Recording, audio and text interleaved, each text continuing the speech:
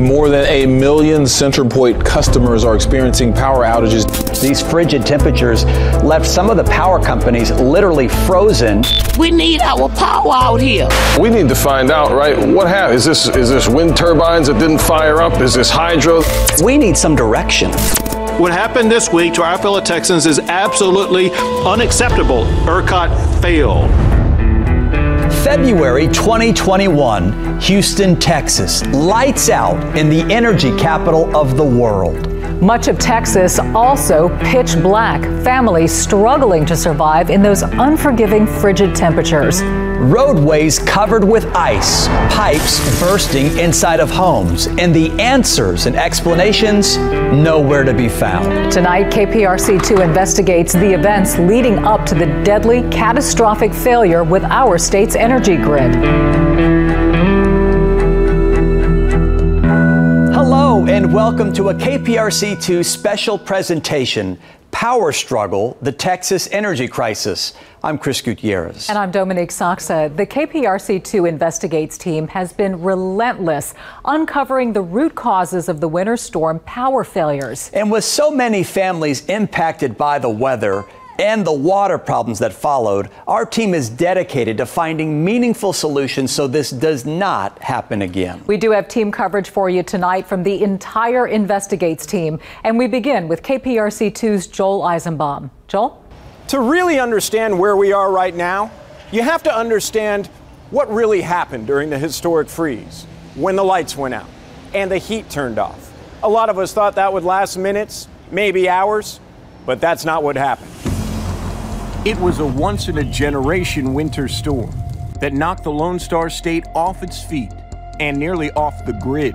I'm just focused on staying warm and making sure my kids are fed and warm and that we're not going to get burnt down in the house. And that's my other concern. Most of the state lost power, and nearly half of the state's population lost access to safe drinking water. We don't have any drinking water, any flushing water, any washing water, any water. There were sprawling lines at food banks and distribution centers that were doing all they could to keep up with the need that stretched statewide.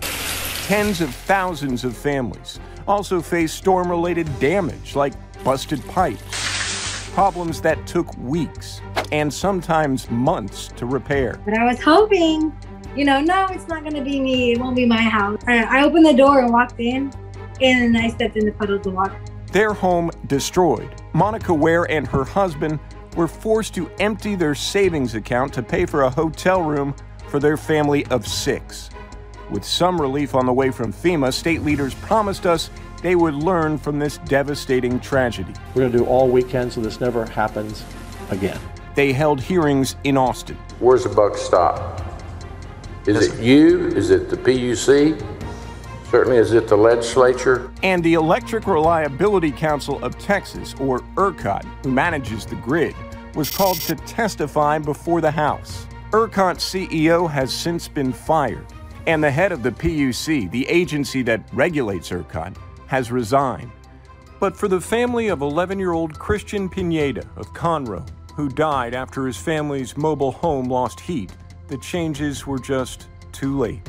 Joel Eisenbaum, KPRC2 News.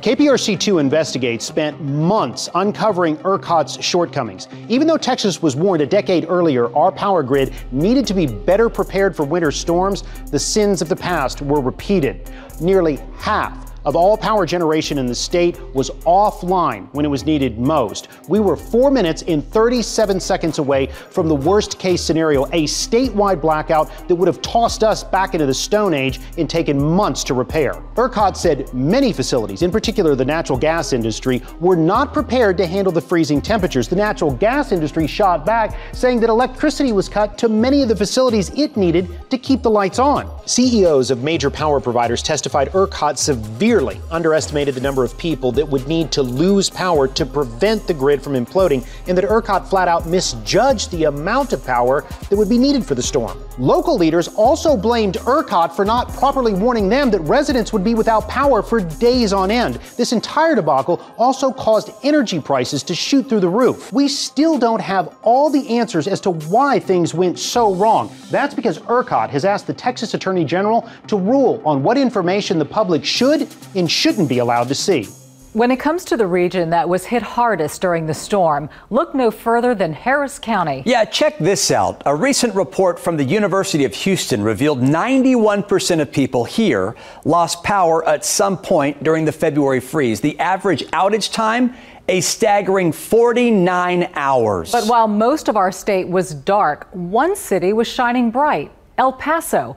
KPRC2 investigator Mario Diaz traveled out west to see just how they got it right. Mario is also getting answers when it comes to just what it will take for the rest of our state to get on board.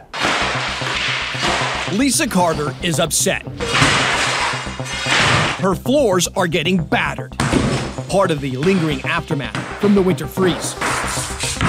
The price tag so far? Just shy of $100,000. Ask Roberto Perez how much he paid in repairs. He'll proudly tell you, zip, zero, nada. In fact, Roberto's city had no issues. The bottom line in El Paso? Not one day do we lose power. The El Paso Electric Company is the reason why. What we're doing is making our preparations for next winter and the winters thereafter more permanent. Senior Director of Operations, Luis Guadarrama, showed KPRC2 investigates proper insulation. The material that I see in that plant is very similar to what Houstonians have in their homes and in their attics. That's correct. A lot of it is. Underneath the padding, miles of heat tracing cables. Cables experts say could have limited February's failures if they were required. You can feel it, it's hot. Yep. A system designed to activate at 40 degrees. Albert Montaño is a plant manager at the Montana Power Station east of El Paso. So you have heat trace cable, and then you add a blanket to it to keep the heat in. Your version of an electric blanket. Yes, sir. That is correct. And it comes on and protects the pipes. That is correct. And everyone's electricity stays on. Yes, sir. El Paso Electric made the investment on its own after the state's last major freeze in 2011. It's not a significant amount of money. The company spent $4.5 million to retrofit 2 of its facilities serving Texas and New Mexico. A third was built 6 years ago with deep freeze measures. All withstood February's storm. And Senior Vice President Stephen Baracek says they could have tolerated much worse. Down to minus 10 degrees is what they're designed to. But not all plants in Texas are the same. And while El Paso's investment was 7 figures, retrofitting can cost tens of millions. To do it at every plant in Texas, the price tag about $10 billion. Add another $6 billion to winterize the natural gas system companies rely on. But considering the loss of life from February's storm, 111 people in Texas, including 31 in Harris County, and property damage up to $295 billion statewide, I think that the investment needs to be made. Absolutely. Lisa Carter would pay. Hearing about El Paso's success while she struggles is frustrating. This should have never happened. Her message to those in charge? Do not let this ever happen to the state of Texas again. What separates the El Paso Electric Company from most is that they create their own power. There is no middleman in the mix like ERCOT. Also, keep this in mind. Every single expert that we spoke to with regards to our report told us that if facilities across the state had implemented more insulation, then the damage that we all saw and experienced this past February would not have been as severe. Mario Diaz, KPRC2 News. Who remembers Houston Lighting and Power? For more than 100 years, it was the single power and utility provider in all of Greater Houston. Then in 1999, when lawmakers voted to deregulate our electric market, HL&P split up into 2 separate companies. CenterPoint Energy, that owns all of the power lines and electricity poles that carries energy into our homes, and Reliant, that now just sells electricity like any other power provider. Deregulation meant that other new electric companies could start selling electricity in our state. There are now dozens of companies. The competition was supposed to drive prices down as each company tried to get more customers with better deals. But here's the thing, no matter which electric provider you choose, in our area, CenterPoint is the company delivering the electricity to your home. It's all the same electricity no matter who you pay. Here's where it gets tricky. All of these electric providers must buy enough power from power generators to provide electricity for all of their customers. If you sign a contract for a year or 2 years, it lets the company plan into the future. They can buy your electricity at the lowest rate and have it for you when you need it. It's safe. You know what you'll be paying for the whole length of your contract. Now, if you decide to go with a month-to-month variable rate plan, you might start with a very low rate, but your electric provider is buying your electricity as you use it on the spot market. That's good until supply goes down, like we saw in February. And when that happens, your electricity rate will shoot way up, and you'll be stuck paying those higher prices until they go back down. Overseeing all of these companies with very few rules, because that's what deregulation is the Public Utility Commission. The Public Utility Commission also oversees the main operator of the power grid in our area.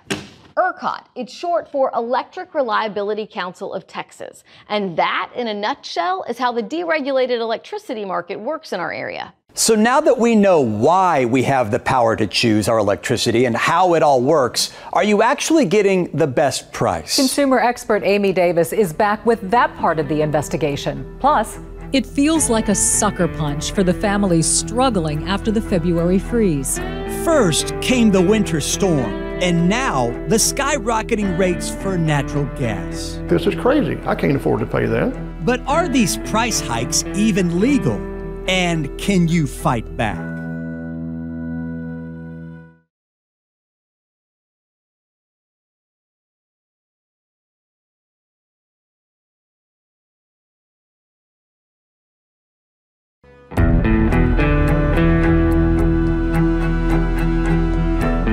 From gas bills to electricity, there's a good chance you're paying higher prices for utilities every single month. And so we turn our attention now to the price that you pay to keep those lights on and the gas flowing. We have 2 reports for you now. Investigator Bill Spencer covering the cost of your natural gas. But first, consumer expert Amy Davis reveals why Houstonians are often paying more for electricity, even though there are so many providers out there. Right up and spin the wheel. Pick a plan, any plan. Right now on the state's Power to Choose website, there are 134 options of electric companies and plans. But guess what? Over the last 20 years, Texas consumers have been the losers. No matter who you choose as a retail electric provider, you're still paying more than you should. Tim Morstad is the Associate Director of Texas AARP. We're worried about those who are really just asked to open their pocketbook and pay for electricity under deregulation. And this is why he's worried. Some cities in Texas, like San Antonio and Austin, are not deregulated. Everyone here gets their power and pays their bill to the same municipal electric company. We crunched the numbers and discovered every year from 2004 through 2019, Texans in deregulated markets like Houston paid on average far more for electricity than Texans in cities that pay a municipal electric provider. Take a look. In 2006, while we paid an average of 15 cents a kilowatt, Texas customers in regulated areas paid just 10 cents. In 2014, when we paid 13 cents, they paid 11. Same in 2019. All total, we have found that we have overpaid more than $28 billion because of deregulation. I think it is extremely unfair for the consumer, both commercial and residential. Trying to choose which electric provider to use can be confusing for a lot of people. We checked, and none of the bills proposed in Austin having to do with electricity this legislative session would have changed the way that power generators or electric providers charge customers to make sure we're not paying more than we should. I'm consumer expert Amy Davis, KPRC 2 News. At home, Norman Miller cooks up spaghetti on his gas stove in Conroe. But as the water starts to heat up, so does Norman. He's boiling mad about the big natural gas bill he just got from Unigas, a bill 4 times higher than he and his wife Sherry normally pay. This is crazy. I can't afford to pay that. I'm retired. I draw a Social Security check. Norman's gas bill soaring from an average of $30 a month to more than $120. Unigas tacking on what it calls a weather event installment fee to make up for the huge prices it was forced to pay on the open market when Houston's winter storm caused a natural gas shortage. If I screw up in my personal life, I correct it myself. I don't ask somebody else to bail me out. According to the Railroad Commission of Texas, state law does allow utilities to recover their costs through their rates. But Randy Sorrells, an attorney and past president of the Texas Bar Association, sees the situation this way. The companies were more than happy to make all the profits they could make on the backs of their consumers. But once the big losses occurred, they don't want to carry those losses. They want to put those losses also on the backs of the consumers. If you're getting hammered by higher than usual natural gas prices, there is help available. The Texas Rent Relief Program will help you pay your utility bills as well as rent. To find out how to apply, just go to click2houston.com, click on the Investigate section, and search Rent Relief. I'm Bill Spencer, KPRC 2 News. First came the freeze, and then the widespread water problems. I need a taste of water. The city of Houston didn't have much to say about it until investigator Mario Diaz started asking questions.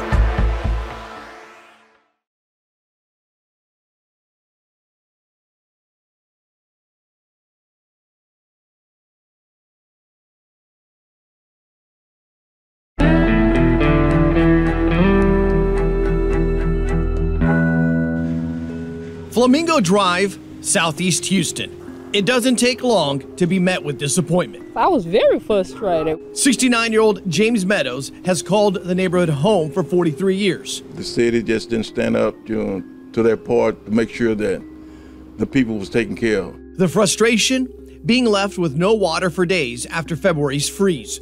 Meadows blames the city's Public Works Department. I feel like being a taxpayer, things could have been done better than what it was. But according to Houston Public Works Assistant Director Drew Mawley, I would say much of the infrastructure performed well despite these conditions. Emails and city records reviewed by KPRC2 Investigates tell a different story about February's freeze. Failed generators, batteries not working, even a search to secure working generators from cities in other states. There were definitely a few that did not come online when we needed them to. As pipes were cracking, the city needed to increase plummeting water pressure. But generators stopped working at multiple city facilities. 3 on the southwest side, 1 in Spring Branch, and a shared facility with NRG in Humble. We did have some issues with switching on to those NRG generators. In all, roughly 20% of Houston's water generators did not operate as intended during the freeze. Director of Public Works Carol Haddock said failed generators were a reason for the loss of water. I'm not going to make excuses. We had generators throughout the system, and they did not start because the temperatures were too cold for the generators to start. Haddock is not talking now, refusing to sit down for an interview after multiple requests. People are mad, and really they should be mad. But City Council member Amy Peck is responding. I'm more concerned about why people in my district had no water for several days. Peck, the only council member out of 3 on an infrastructure committee who asked questions during a recent meeting focused on the freeze. This should have been something that was addressed years and years ago. In this 2012 Houston Area Infrastructure Report by the Houston branch of the American Society of Civil Engineers, the city's drinking water system was given an overall grade of D, including a D- for operations and maintenance. Nearly 10 years later, Public Works apparently had no clue generators were outdated until it was too late. We have generators that are 40 to 50 years old.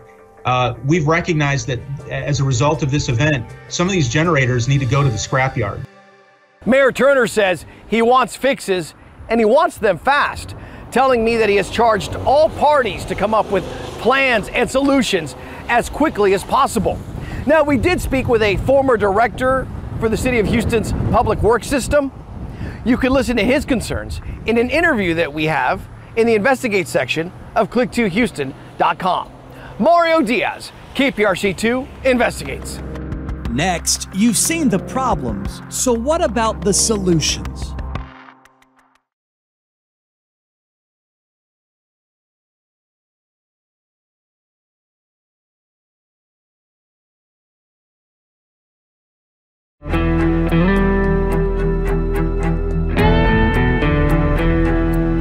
February freeze left us searching for a lot of things: electricity, food, water, and gas. But what about the solutions? From our communities to the state capitol, investigator Robert Arnold has a look at where we go from here.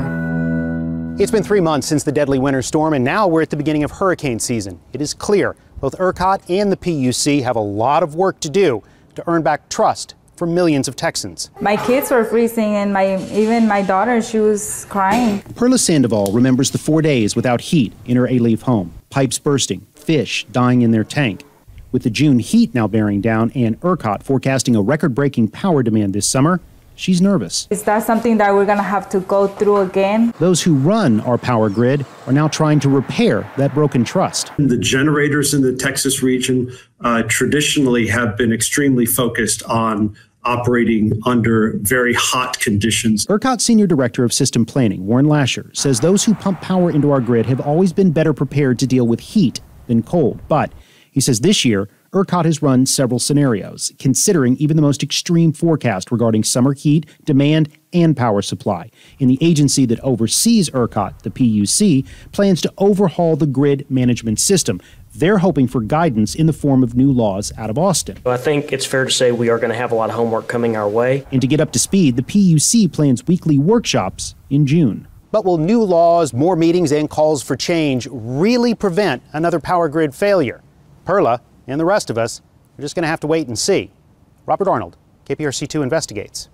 Clean energy like wind, solar, and hydrogen is expected to bring jobs to the Lone Star State. Clean energy takes all kinds of forms into the future, and Texas can be a leader in that. U.S. Energy Secretary Jennifer Granholm visited our area in late May and said our state leads the nation in wind-generated power and is second in solar energy production. As we move into hurricane season, a lot of Texans will be watching to see what's done to both grow renewable energy sources and improve our current electrical grid. KPRC2 will keep you informed every step of the way. Our thanks to the KPRC2 Investigates team, our producers, our editors, everybody working nonstop to bring you the answers and the accountability that you deserve. And of course, our thanks to you at home for joining us tonight. I'm KRIS Gutierrez. And I'm Dominique Saxa. Thank you for joining us, and we'll see you next time.